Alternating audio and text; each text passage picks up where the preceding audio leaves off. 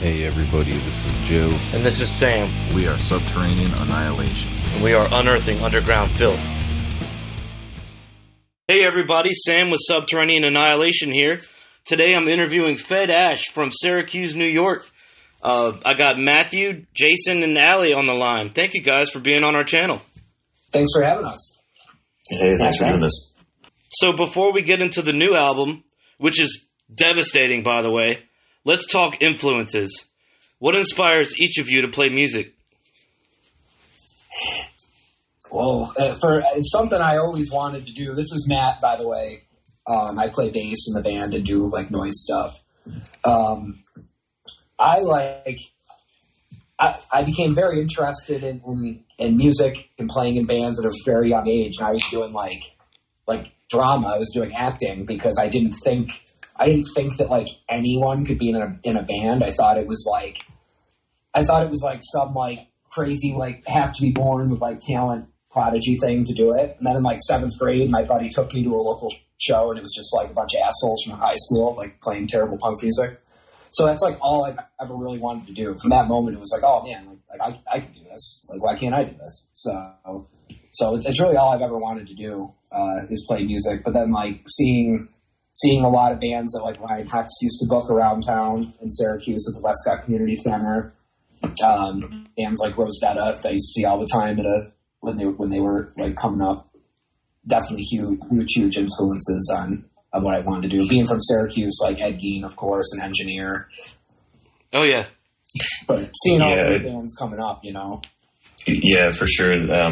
Those Syracuse hardcore shows were a big influence on me also. And like you mentioned, Ed Gein and Engineer were two big ones.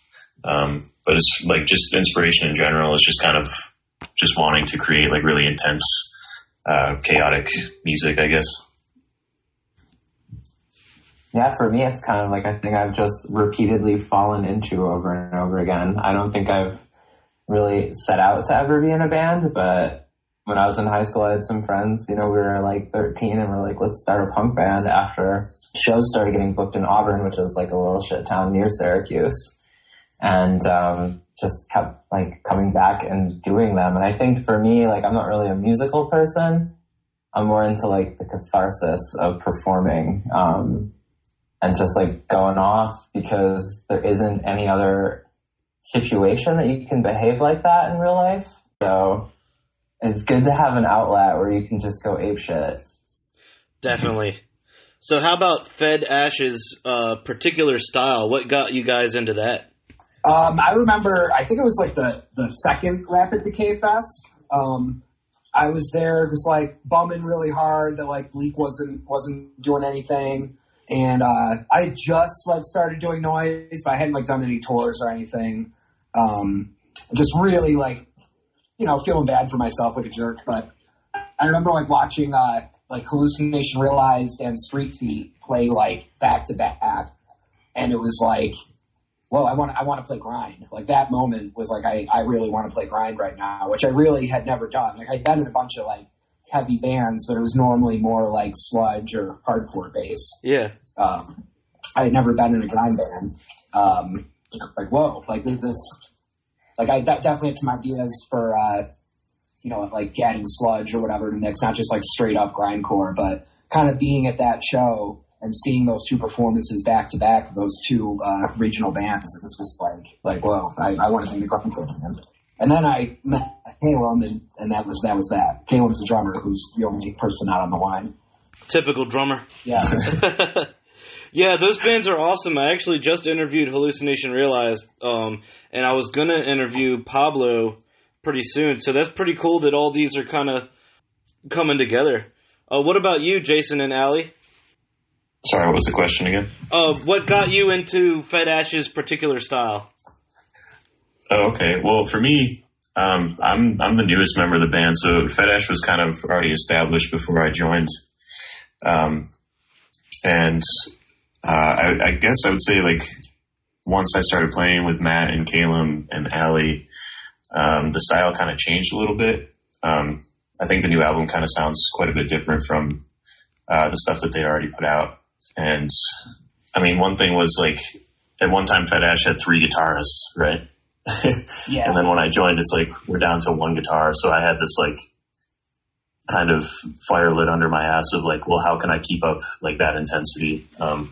So I put a lot of thought into like what sort of guitar tones we'd want to use, what kind of sounds, to keep it like as heavy as possible. The idea was to like less cooks in the kitchen, definitely a more refined vision of what the band was. The idea was less members, but more sound. Like the one, like I believe the first thing when we got together was, okay, the one thing we can't do, we cannot lose like the wall of sound thing that Fat Ash has always had. Oh yeah, Totally. And I would say that like the wall of sound and like noise and feedback worship, and I mean, I guess obviously blast beats, but that's kind of the most of what has transferred over to the new lineup. It's much more organic and less like metallic sounding. And the idea for the guitar was to like, one guitar player, but still use two fucking maxed out rigs, but two like completely different sounds. One just like completely blown out, like dimed out, as distorted and blown out as possible. And then the other one, like still distorted and crazy, but like tons of like drenched reverb. So just like this mixture of this dry, crazy distortion and then this like strange wet reverb, just to make this like kind of unique, but the like this wall, this wall of sound, and also for like the feedback parts, like that's a really important part of the band. It's like, yeah, like the riffs and the parts are important, but the feedback and that kind of like Jason's tone and the noise is just as much what the band is. Yeah, I think it took a few weeks to really kind of hit on the sounds that we wanted.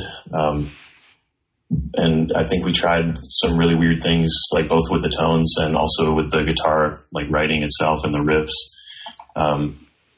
And I remember kind of saying, like right after we did the record, Caleb and Matt and I went out and got something to eat. And I remember kind of saying, like, man, this shit is like sounding pretty weird. Like, I don't know what people are going to think, but luckily those guys were like super supportive of like anything I wanted to do. So yeah, we definitely asked Jason for a reason. He was the first person we asked. It wasn't like we went on some search or did like some like stupid audition thing or something. Right. It was just immediately like, oh, let's ask Jason. And I don't know what we would have done if Jason said no. In all honesty, we probably would have like started trying to do something without guitar, maybe. I don't know, and just talk to Allie about continuing the band to something else, maybe. I don't know what we would have done. Jason was like the only choice. So. Wow, so yeah, so like three guitars, y'all were Iron Maiding it. Yeah, blah. Yeah, right. That's a whole lot of headaches doing that sort of thing. Yeah, less guitar players the better. Right. That's coming from me as a bass player too. Yeah. Bias. Ellie, did you want to take a swing at that one? Yeah, I mean, for me, I had my friend John hit me up one day and asked me if I wanted to join this band, like if I was interested or like looking for anything. And I haven't done a band in like 12 years before this. Like my last band was from fucking 12 years ago. And I'm like, dude, I don't know. Do I want to like do this being 38? But I was just like, yeah, fuck it. Why not? Let's go for it. And I'd always like fantasized about being in a band that was more like aggro and crusty and like that kind of lo-fi like sound. My last band, it was like a metal hardcore thing. And, I just did vocals. I've only ever done vocals, and, all of the tweaking and fucking around with things happens like post recording. Like, the last album that I'd done, we spent a month recording it at this one place and like just endless like fucking around with tracks and stuff like that. And I mean, it sounds cool. It's like, ultra produced. Like we're going for like a Euro death metal type situation. But I've definitely like always been like, it'd be so cool to be in a band like fucking Cursed or Tragedy or something like that. And I mean, this is quite exactly along those lines, but there's some of that kind of style in there, and it's just cool to be involved in something like so chaotic. That's what's drawn me to it. Definitely, I feel that. Oh, Matt, we met a long time ago when you toured all the time over here with Bleak. How did Bleak and Fed Ash begin? Oh man, Bleak was touring like really, really hard, and had just put out our second full length on Hex Records, and TJ, the guitar player, who like composed everything for that band. He even recorded like I was in the band from start to finish, but he like recorded everything. He like what was in that band, and then I did like all the booking and all that sort of thing, and drove the band, of course. But he got really, really sick and needed a heart transplant and couldn't tour, couldn't do the band anymore. That was really hard. We had added a second guitar player when he got sick, so that we could do shows without him, and then we would do whatever we could as a 5-piece. But it got to the point that he needed a heart transplant. He was very, very, very sick. And we did a lot. We did some really cool stuff. We also did some like failed tours, and we were on a rough tour, and TJ let us know like how severe it was and what was going on, and the drummer of the band at the time kind of decided he didn't want to do it anymore, for several reasons, but mostly because TJ couldn't do it, and it very much was TJ's band. Yeah. And that was that for that point in time, But Fat Ash came together when I met Caleb, because I was, like I said, I was bumming really hard about Bleak breaking up, and I was doing Noise a lot, and that was awesome, doing Machine Moon. I still do that, but I definitely missed playing in a band. But kind of for a while, thought or was afraid I never would be in like a real band again, like maybe like a local band or some shit, but not like a real band. And then I met Caleb at a show at the Lost Horizon. Well, that's not true. I met him back in the Bleak days. Used to come see Bleak, and we'd chat or whatever. But that's when we really like started talking. And he's like, "Yeah, man, like I'd love to do like a grindcore band, like I can blast." And I was like, "All right, whatever, man, sounds good." And got together with him, and within like the first second of him playing the drums, it was like, "Oh, all right, this is the guy," Yeah, he definitely can blast. And he's a real committed musician. He actually lives in northern PA, so he drives like 2 hours to Syracuse. Oh man, that's awesome. Yeah, for anything Fat Ash related. So, and he plays in a band out there too called Disfathom. Okay. Who are awesome, and him and I have actually been doing another thing too. So he's real busy, I've been really, I was really fortunate to meet him. I've been really fortunate with the current lineup as well, where everybody has like, I guess I started to backtrack, but going back to the last question, like, Allie, you're the only person we asked when Adam left the band, like in kind of the middle of a tour. To be honest with you, like I mentioned to John, like yeah, I don't know who I'd ask. I'd love to have Allie do it, because I caught like a couple of the If Hope Dies reunions. It was like, oh man, like why isn't she in a band? Like, oh my god, And John's like, oh, I think she'd love to do it. I could ask her, and that was that, But that was a crazy thing for Allie to jump into, because we were in the middle of like shows. Like we had all this stuff lined up, so she had like no time to like work on it or anything. Actually, Sam, that show that you booked, was oh no, that wasn't your first show with us, Allie. I'm sorry, you did that Watertown show. Yeah, that was the second show though, right? Yeah. But I mean, Watertown's an hour from Syracuse, and you're like, what, 12 hours from Syracuse? So, her second show, 12 hours from Syracuse in Virginia versus New York, it's... Wow. Yeah. Yeah, that was fun. Just kind of winging it, really, because we had like off practice and then just jumped in and started doing it. I mean, nobody fucking knows if you're not saying the right thing anyways. Yeah. Well, I mean, coming from me watching y'all, I definitely couldn't tell. It looked like you've been rehearsing for years. Yeah, you were dead on right away. I remember that first Watertown show we played, this little like dive bar called Shooties. Like a fight broke out during a band set. It was wild. It was a blast. So this fight just like erupts, and this guy, like, there's like a fixture on the wall. This guy it was like a big, like, not an actual dartboard, but a big, like, decoration dartboard. And this dude just like rips it off the wall and like throws it at the guy. I think it was his buddy fucking around, but it became like a real fight. Just like chucks it at him. And Caleb comes walking up to me and just goes like, "Shooties, woo!" like that. It was the best thing ever. Yeah, it's a nice establishment. Caleb always knows just what to say. Oh, I know. Oh. So you guys have written and recorded 4 releases in just 2 years. What is your writing process normally like? Well, back when there was like so many people in the band, like someone would bring like a riff or an idea or a song, and then we would all chop it out and learn it and add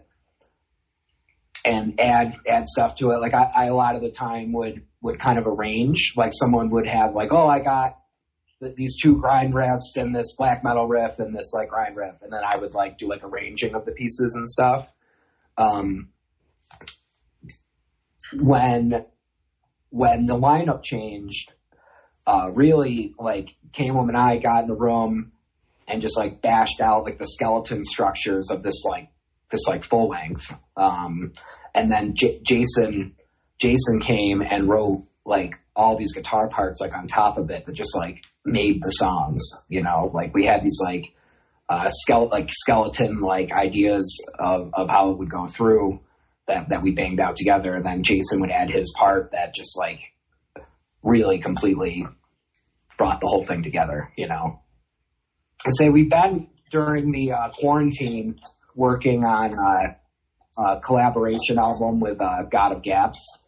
We haven't been able to like get together and like jam, but it's been a lot of like talking back and forth about song structure ideas, a lot of sample ideas, like where the dynamics are going to come in and stuff. And I know like we chatted about like some riff ideas and stuff, but it's been a lot of like kind of like arranging that album. So I'm really looking forward to all writing that together. Like once we can be near each other again. Yeah, and I'm definitely excited to hear that because everything y'all have done so far fucking rules. So going back to the first release, it seems to be about the stages of grief. Is this stemming from a personal experience? Well, the song title idea was our first vocalist's idea to do that. That was kind of his thing, and he wrote all the lyrics for those first 3 albums, and then Allie wrote all the lyrics for the full length. Adam and I had a friend who committed suicide, and that's what a lot of that first album is about. And that's kind of what that was about. That whole thing with Grief is a Prison was doesn't say it on there, but it's kind of a healing process, I guess, for that situation. So that was all our first vocalist, Adam, the stages idea, but that's what was going on there. I gotcha. No, that's definitely one way of dealing with grief is making music, and it can be a very positive outlet other than, there's a lot of self-destructive, I think, tendencies people can do, and making music or art is just something that's a positive outlet. It's always been like the thing with the band. Like that's always been what Fed Ash is about, is like this intense catharsis, or this need to get out and do that sort of thing, So that's kind of what the band's always been about. this I would say is exactly what you're saying. Honestly, exactly what you just said is kind of what the band has always been about. So you guys made this lineup change without stifling creativity or deviating from the style. How did you manage this? Well, I think it was having more of a focus of what we wanted the album and the band to sound like. Definitely, like, not to be all cliche, but kind of less cooks in the kitchen, for sure. I guess it was just having a bit more of a focused and refined idea of what we wanted the band to sound like, and, like, knowing that this was going to be a concise release. Like, we wanted it to be approximately this long, like approximately this many tracks, lots of dynamics type thing. But we didn't want it like it is very different, but we didn't want to like if it wasn't as fast and slow as possible, it wouldn't be Fat Ash. If it didn't have these like noise breaks and sample and feedback segments, it wouldn't be Fat Ash. Oh, for sure. There's a distinct sound, that carries on throughout all the releases, even though it is different with each one. You can definitely hear that same, backbone. Right. And it's always been, my completely blown out tape, bass sound and tape noise sound. And it's always been Calum's playing. Calum's playing, I really has a lot to do with like what the writing is, and it always has been. So we've had some people who were in the band and now are in the lineup change, but that skeleton, that rhythm section has always been and always will be, Caleb and I. And we've got the lineup now like where it's always going to be this. Like, we've got exactly what we want. It's sounding exactly how we want it. And we're just really hoping to get back out and play shows again, once all this once people can be together again. Will you play those protests that people are doing now? Yeah, right. They'll love it. Like, get sick, and they actually do get literally sick. Get sick, fuck. Okay, so what does your newest album, Diurnal Traumas, mean to each of you in terms of subject matter? I guess this is kind of more geared towards Allie, but I want to hear what each of you think. What it means to each of you in terms of the subject matter or the lyrical content. Maybe you two should go first so I don't influence your answer. All right. Jason, you want to go first on this one? No. Okay. Well,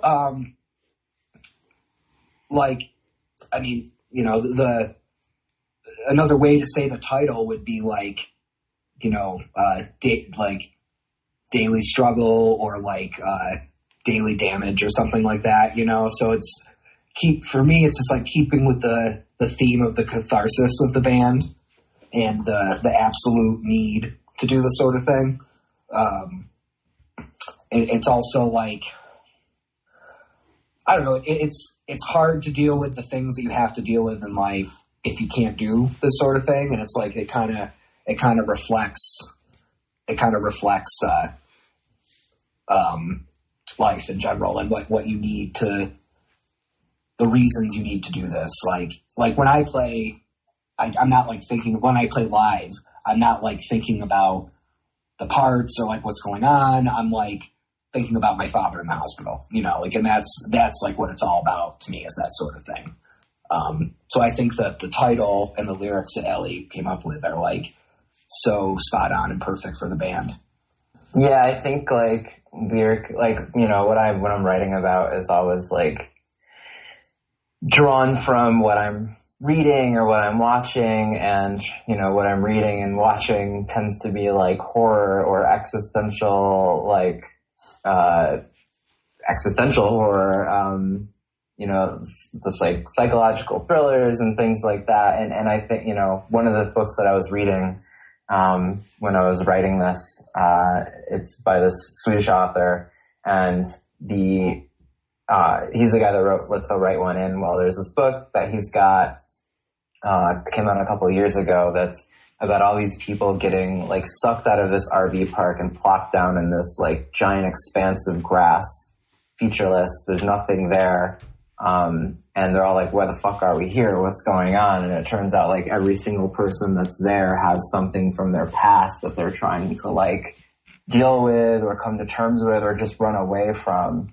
And all of those things come back to like haunt them physically and literally in the form of like these blood drinking creatures that, basically the whole point of that book is just that everybody is like sitting on this massive pile of like trauma and despair and free floating anxiety and stifled ambition and that we're all kind of like apart and alone in this world, like in this vast expanse, this meaningless universe. That's kind of like what I'm going for in the lyrics a lot of the time is just trying to capture that kind of like, holy fuck, we're like trapped in this bullshit, and how can you come to terms with that? Yeah, for sure. It sounds like I need to check that out. I really like that movie, Let the Right One In. That's a great movie. Yeah, this one's called I Am Behind You. Okay. Yeah, the only thing I'm completely agree with those two answers, and the only thing I would add is I think it's interesting how like both the music and the lyrics are kind of imbued with the same sense of like dealing with loss or like traumatic experiences, and it's interesting how that comes together and like how much like unity there is between coming up with the songs musically and then Allie adding her lyrics to it without really like consciously discussing too much of that. Yeah, I guess that's it. Yeah, I definitely like to like listen to the songs and really extract the feelings coming from that and try and write to it and then just matching it up with like an idea that I already have maybe, but definitely the music itself evokes a lot of these feelings and seems to kind of like distill it and capture it. And so it was just easy because this you just feel the kind of like coming out of the sound of it and then translating it into something lyrically. Oh, definitely. Vocals are very much an instrument, and being able to tune into those parts is really important. Looking at the vocals as an instrument is definitely something that the band has always done. Yeah, you want your vocals audible. You don't want them to be completely muffled, but so many metal bands have their vocals like way up front, and like very clean. And it sounds completely different live. At least it should, because it should be like crazy loud, and the vocals should sound all crazy and great. And that's something that we've always wanted to keep is like look at the vocals as another instrument, like a lot of gain, a lot of reverb on the vocals. Like we don't want it to sound like clean and polished because it's not clean and polished music. Like it's like I feel like metal and hardcore when it sounds all clean for the most part. Like obviously there's exceptions, but my personal opinion is a lot of metal and hardcore when it sounds like crazy polished and clean, especially like clean vocals, it's like not enjoyable for me. It's like a strange thing. It's like my least favorite thing ever. Yeah, it's not as honest or doesn't go with the chaos, that you would hear at a live show or, just the chaos of the actual music. So yeah, recording this was, sorry. No, go ahead. I was going to say that recording this was interesting because for me, there wasn't a lot of takes. It was just kind of get ripped and then just fucking go through it. And, hell yeah. It was definitely different from like the last time I'd been in a studio and just like fucking around endlessly with things and like layering things and getting all these different vocal tracks going. Like it was cool to just like belt it out and then be like, that's cool. All right, cool. So that actually plays in. It was a very in real performance, and I think that translates, Allie. Like you were, like at one point, like on the ground, like punching the ground. You know what I mean? You got your like book of poetry in your hand. It was like a very, very real performance, and it translated that way. So about the recording, that actually kind of plays into my next question. On you have such a thick and abrasive tone in the mix. So how did you go about achieving that? I think we actually were we did it like as live as possible. And we were really just trying to capture, what the band sounds like live as much as we could, I think. Yeah, I don't think there was any overdubs on the album at all. Nope. Just instruments recorded live, and then Bailey obviously did the vocals after, overdubbed those. But yeah, it's just completely live. And the whole thing is like you can't lose that like wall and that thickness in the recording, and that happens very easily with a band like us. You hear the recording and it sounds like thin, and not necessarily in a bad way. Like a lot of grindcore is thin in a good way. But then you see them live and it's got this like punishing push to it that's like a completely different thing. Like I really want the album to almost be a perfect live set, or perfect in the terms of like, DIY, like punk music, Yeah, I definitely understand that. Adam Ast, who we recorded with, did a great job doing like exactly what we wanted and getting everything we asked for. A lot of it was like mixing the two guitar rigs, because it's like one, like I said earlier, one's like completely blown out and one's like totally drenched in reverb. So it's like mixing those two to like the exact right level, and then we always like lots of bass. Like a lot of metal bands don't like a lot of bass. We like lots of bass, which is good. Oh yeah, I love the bass. Like, I love bands that are not afraid to pump up the bass in the recordings. Like, that's one of my favorite things. The split with Landfill we recorded in Baltimore with Brad Cook, and I actually he ran my bass into a preamp, but then like no speaker cabinet, just right into a tape machine. So recorded that reel to reel, and it's just my bass tone on that Landfill split is literally just a tape machine dimed out into the red. Fuck yeah. So it's just, getting that power into the recording, which definitely isn't always easy for people to do, But Adam did a great job. He worked really hard on it. That's awesome. You guys managed to tour before this virus hit. What were your favorite shows of that tour? We had a lot planned. Unfortunately, we really didn't get to do anything with the current lineup at all. We played one local show.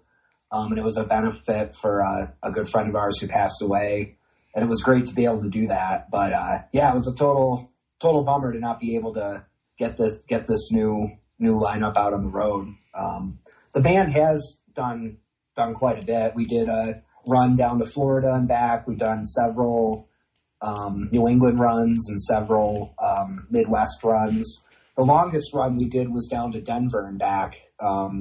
And that was like right when Allie joined the band, but like she joined the band in the middle of the year, like towards the end of the year. She'd already used like time off and shit. You can't just go on like a 2-week tour with like no notice, of course. So my friend Scott Thayer from Bleak filled in on that tour, and it was great. The band sounded great. It was a lot of fun. And until Scott broke his knee, we played the show in Denver, and it was like crazy wild and awesome. It was like one of those nights where you like can't even believe you're here, like when you're playing, because it's like almost, well, yeah, I guess I was gonna say it's almost dangerous, but it is dangerous a little bit because like Scott broke his fucking knee. But like you're thinking like, oh man, like wow, this is crazy and dangerous and like wild and awesome. And then like Scott, it was an accident. Like Scott's rocking out and pushing everybody, and he slips, twists his knee around, and then a group of people slip and fall and land on his knee and break it. Oh, fuck. Dude, it was horrible. It was horrible. He still like has pain, and he's doing much better now, but he's had to go like tons of physical therapy. Like when I see the guy now, he's got a cane. Like I feel terrible about it, man. He's just trying to help out our band and have a good time. But what a trooper. He decided to like finish the tour like anyways and like killed it. And yeah, so he really stepped up to help the band. And then some members of the band who were in just kind of realized in like a longer run that, they really just don't really want to be doing that sort of like real band, like be on the road thing. And that's not for everybody. No, definitely not. I think I'll start missing my dog after like a week. Oh man, I can't sleep without my cats. I hate it. That's like the hardest part is like sleeping well, like on a floor without your cats. That's terrible. Bring the cats next time. Oh, don't tempt me. Kaylee would kill me. Is he allergic? My wife Kaylee, like her and I are just like obsessed with our cats. So if I took the cats away, Oh, I thought you said Caleb.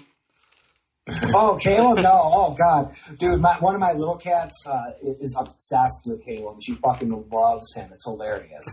She loves Caleb. No, he'd be stoked. He'd just chill with Lily the whole time. Right on. So what's the scene like in Syracuse, like positive and negative aspects of it?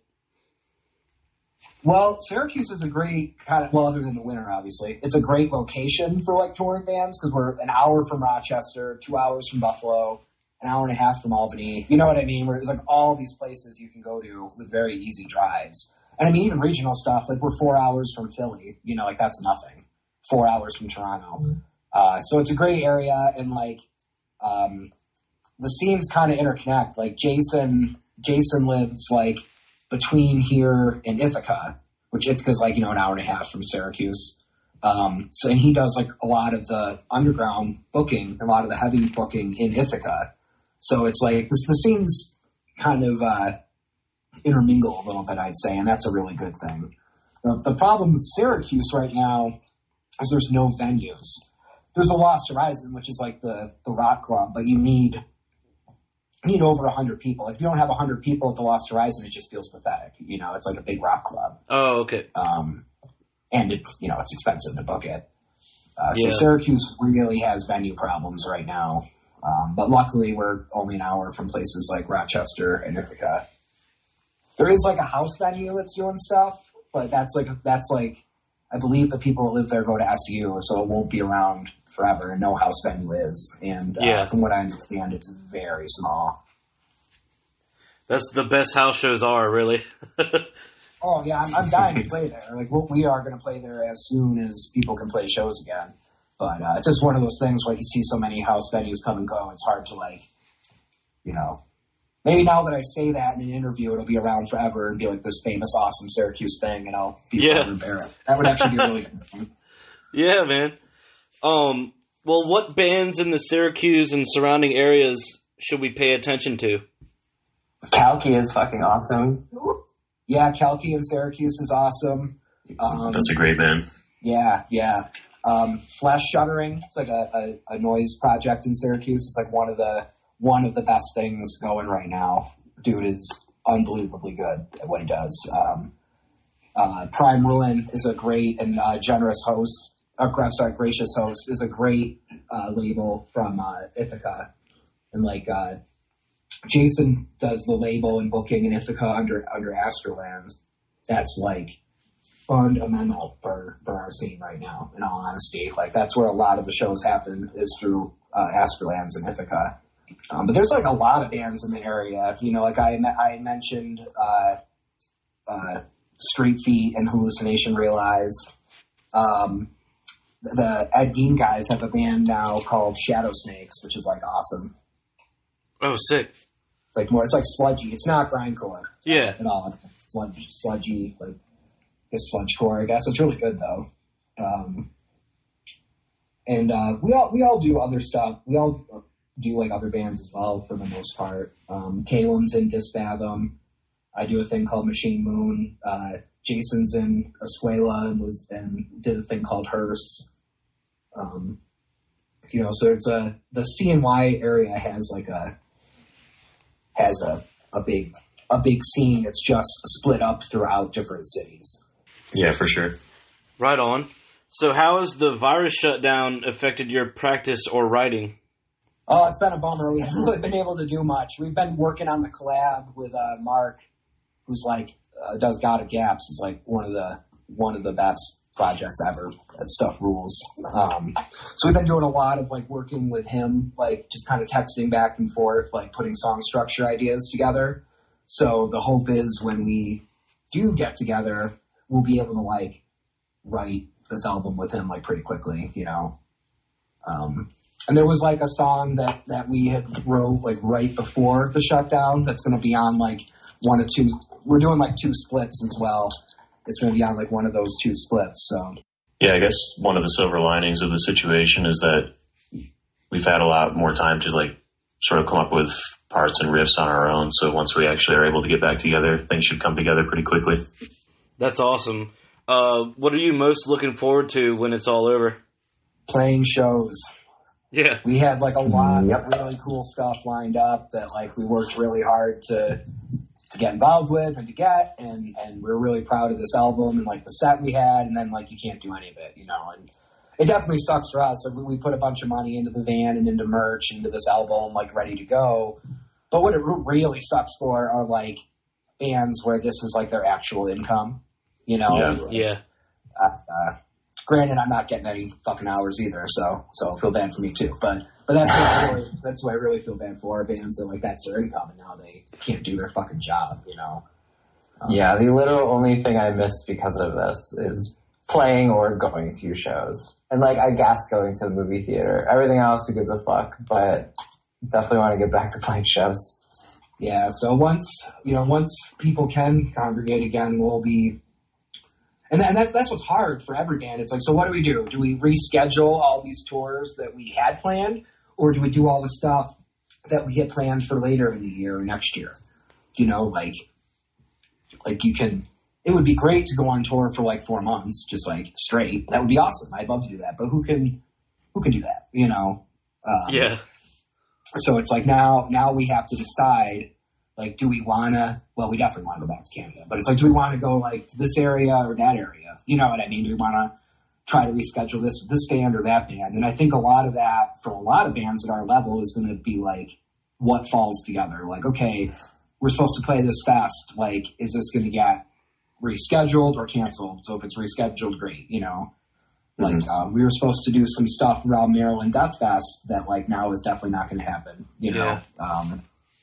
As well as, like, we were going to fly out to Texas and do some really cool stuff, and that is not going to happen this year. So we're, like, do we try to reschedule that for next year, or do we just, like, try to make up all the shows that we can drive to and all that possible money? You know, it's just hard to know like how to make up for this stuff and what to do, you know. Yeah.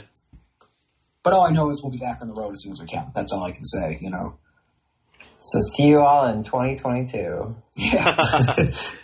Yeah, I can't wait. I wish we could just skip it all like the movie Click. So if you could pick any band to do a split with, who would each of you pick? Oh, fuck. Oh, man. Well, I'm going to go the obvious and say Tom Waits, without a doubt. Right on. Chumbawamba or Smash Mouth, probably. Yeah. How about we'll do a split with Puddle of Mud, but it's all just Nirvana covers. Dude, I was hoping you were going to say that. There you go. There you go. Oh, God. No, seriously, who? I would seriously do anything to do a split with Tom Waits, but I know that that's not reasonable. My other real answer isn't reasonable either. I'd say the Endless Blockade. Like okay. two bands that were like a huge influence on the new album were the Endless Blockade and Infernal Coil.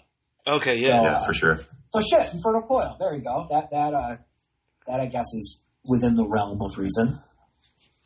I'm down with that. Yeah, maybe they'll hear this and be like, hey, that's a good idea. Like tag them every day, and we'll like send them a letter for confetti, like by a few day. We were actually the first Fat Ass show was almost with that band, but we just weren't ready yet. We got offered a show, and we kind of did that thing like, oh, should we like play it and like play like a really short set with like lots of noise, which that would have been cool. We should have just done that. I'm sure I wasn't the one that said no to that. Or like, you know, just like do what we can to play it, but no, let's not. So our first show ended up being with Unseen, which is like probably That show was fucking sweet. Yeah, probably my favorite band, I'd say. So that was amazing, but it would have been cool to play with them because that band became like a huge influence on the new album. I'm gonna throw Cloud Rat out there. Oh, that would be Oh, awesome. yeah, I love them. Yeah, good call. those 2 albums they put out last year were like 2 of my favorite albums of the year, hands down. Yep, listen to that shit over and over and over and over again. That'd be awesome.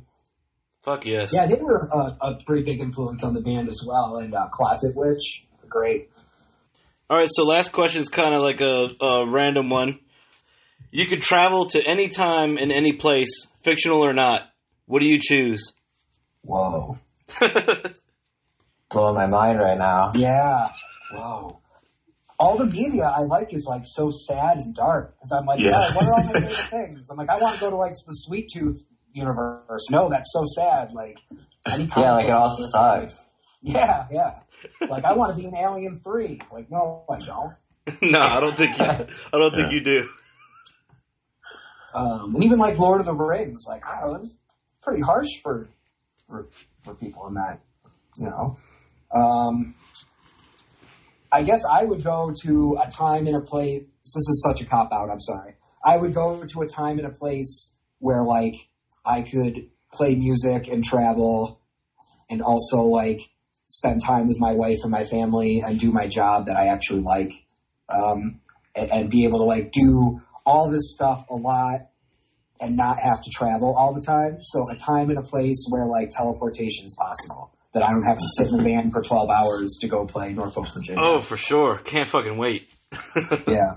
Yeah, That I would love actually to. is my real answer. Yeah. Yeah, Sam, I would love to just fast forward to, a time when we're actually able to do this shit again. So. Yeah. Right. No, that's a very valid answer. That's good. I don't know. For me, like, I don't know. Let's say in any place in the woods in like the Pacific Northwest, I think. Oh yeah. Is where I would like to be right now. Hell yeah. Because it's fucking still cold here and sucks, and I can't go outside really. So that'd be great. That's some where nature I in. really want to go tour. Is the Pacific. Yeah, we should set up a tour out that way. Yeah, I really want to. Bleak went out there a couple times. It was always great. I've been dying to go back. It'd be cool to like fly out and like meet another band and like do the tour with them. You know, like Yeah. rent a vehicle once we get there and share gear. Like that would be how to do it. Oh, for sure. I also want to go to Madagascar and hang out with a lemur. that would be Yes. Break out into song and That dance. shit is lit. Well, that's awesome, man. I guess I'd probably pick when we're starting to colonize Mars, and I'd like to, be a part of that. But I don't want to uproot my whole life here either. I just kind of want it to happen. Right. And we're basically all Mars colonists right now Yeah. Yeah. in our own apartments. Right. Can't wait for that Mars tour. Yeah, I know. What's the gravity planets like on floating there? around, that would be pretty crazy. Right. Yeah, exactly. Space tours. The blood incantation would be stoked. Oh yeah. There you go. Well, shit, guys. That's it for today. Thank you again for being on the podcast. Thanks so much, Sam. Yeah. Thanks for having us. It was a great time. That was fun. Thank you. Yeah. Bands like you keep the underground interesting, and it's really great to hear your point of view on everything. If you're listening right now to this, go follow Fed Ash on social media. Go listen to the new album, Diurnal Traumas. Don't forget to subscribe to our YouTube channel, Subterranean Annihilation, for more music and interviews. Thanks for listening. Fuck yeah. Thanks, Sam.